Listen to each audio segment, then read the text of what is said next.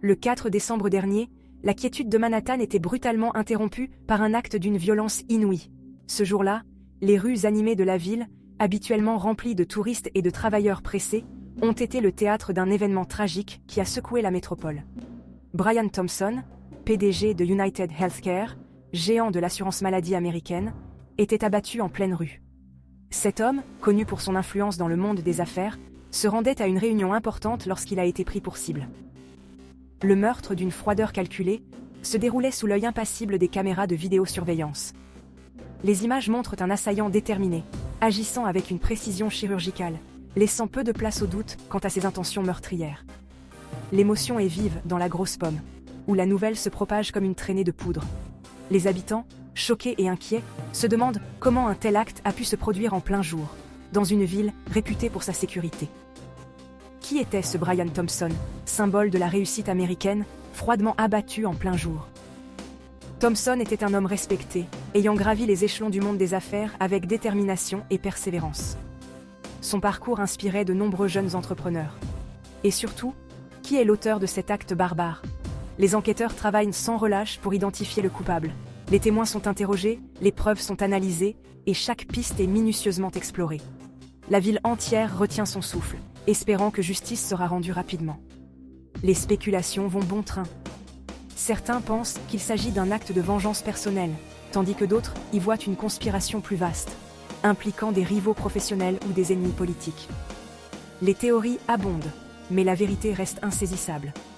La famille de Brian Thompson, dévastée par cette perte tragique, appelle à l'unité et à la solidarité. Des veillées aux chandelles sont organisées en sa mémoire, et des hommages affluent de toutes parts, témoignant de l'impact profond qu'il a eu sur ceux qui l'ont connu. Manhattan, malgré ce drame, continue de vibrer au rythme de ses habitants.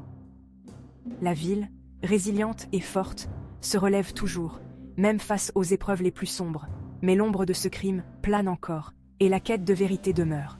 Les autorités promettent de ne rien laisser au hasard.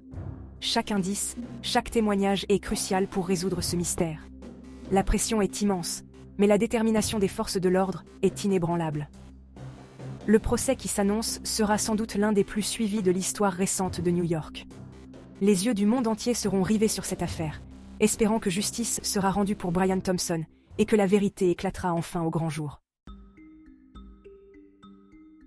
L'enquête policière ne tarde pas à identifier un suspect, Luigi Mangione, un jeune ingénieur de 26 ans. Rapidement arrêté, Mangione est mis en examen pour l'assassinat de Brian Thompson. Les preuves matérielles s'accumulent contre lui. Des empreintes digitales, retrouvées sur l'arme du crime, correspondent à celles de Mangione. Des douilles, retrouvées sur le lieu du crime, sont identifiées comme provenant de l'arme en sa possession. Mais l'élément le plus troublant est la découverte d'un manifeste, rédigé par Mangione lui-même.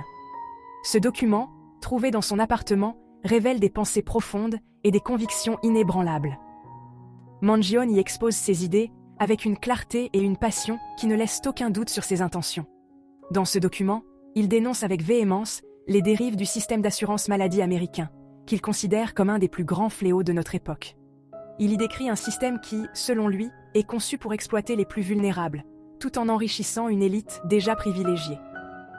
Mangione accuse ce système d'être corrompu et injuste, un véritable cancer qui ronge la société américaine. Il affirme que les compagnies d'assurance et les grandes entreprises pharmaceutiques sont les principaux coupables, manipulant les lois et les politiques à leur avantage. Mangione y décrit les difficultés d'accès aux soins pour les plus démunis, une réalité quotidienne pour des millions d'Américains. Il parle de patients qui doivent choisir entre se soigner et nourrir leur famille, de cliniques surchargées et de médecins débordés. Les familles ruinées, par des frais médicaux exorbitants, sont au cœur de son manifeste.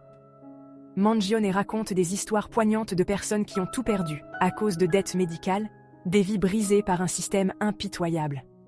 Il y dénonce le cynisme des compagnies d'assurance, qu'il accuse de profiter de la détresse des gens pour augmenter leurs profits. Pour Mangione, ces entreprises sont des prédateurs, se nourrissant de la souffrance humaine. Plus soucieuses de leurs profits que de la santé de leurs assurés, ces compagnies sont, selon lui, responsables de la crise actuelle. Mangione appelle à une réforme radicale, un changement de paradigme où la santé des citoyens serait enfin prioritaire. Il rêve d'un système où chaque individu aurait accès à des soins de qualité, sans crainte de la ruine financière. Son manifeste est un cri de révolte, un appel à l'action pour tous ceux qui souffrent en silence. Le meurtre de Brian Thompson et le manifeste de Luigi Mangione jettent une lumière crue sur les failles du système d'assurance maladie américain. Un système à deux vitesses où l'accès aux soins de qualité dépend souvent de la richesse et du statut social. Aux États-Unis, des millions d'Américains vivent sans aucune couverture maladie. Pour ceux qui ont la chance d'être assurés, les franchises et les coûts restent souvent exorbitants. La défense de Mangione s'organise autour d'une idée forte, un procès politique. Son avocate, Karen Friedman Agnifilo, affirme que son client, accablé par le poids de la justice sociale, est instrumentalisé par les défenseurs d'un système d'assurance maladie défaillant. Elle accuse les autorités de faire de Luigi Mangione un bouc émissaire, afin de détourner l'attention des vrais responsables, les lobbies de l'industrie pharmaceutique et les élus qui les soutiennent. L'opinion publique est divisée. Certains voient en Luigi Mangione un terroriste, un homme qui a choisi la violence pour défendre ses idées. Ils le considèrent comme une menace pour la sécurité publique, un individu qui a franchi la ligne rouge de la légalité et de la moralité. Pour eux, ces actions sont inacceptables et doivent être condamnées sans équivoque. Ils croient que la justice doit être rendue pour les victimes et que de tels actes ne peuvent être tolérés dans une société civilisée. D'autres y voient un martyr, un homme qui a sacrifié sa liberté pour une cause plus grande que lui. Ils le perçoivent comme un symbole de résistance, un héros qui a osé défier un système qu'ils jugent injuste et oppressif. Pour ces personnes, Luigi Mangione incarne la colère et le désespoir de millions d'Américains face à un système de santé défaillant. Ils voient en lui un porte-parole des laissés pour compte, un homme qui a pris des mesures extrêmes pour attirer l'attention sur une crise humanitaire. L'affaire Mangione révèle les profondes divisions qui traversent la société américaine. Ces divisions ne sont pas seulement politiques, mais aussi sociales et économiques. Elles touchent tous les aspects de la vie quotidienne et reflètent un malaise plus large au sein de la nation. Des divisions exacerbées par les inégalités croissantes et le sentiment d'abandon ressenti par une partie de la population. Les disparités économiques, l'accès inégal aux soins de santé et les tensions raciales contribuent à un climat de méfiance et de frustration. Les manifestations et les contre-manifestations autour de l'affaire Mangione sont le reflet de ces tensions sous-jacentes. Les médias jouent également un rôle crucial dans cette polarisation. Les chaînes d'information, les réseaux sociaux et les débats publics amplifient les opinions divergentes, souvent en exacerbant les émotions et en simplifiant les enjeux complexes. Chaque camp utilise les médias pour renforcer ses arguments et mobiliser ses partisans, ce qui ne fait qu'accentuer les divisions. L'affaire Mangione s'inscrit dans une longue tradition de conflits sociaux et politiques aux États-Unis.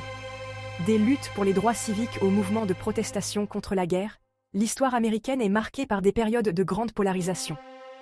Cependant, chaque crise a également été une opportunité pour la société de se réinventer et de progresser vers une plus grande justice et égalité. Alors que l'affaire Mangione continue de diviser, elle offre aussi une chance de dialogue et de réflexion.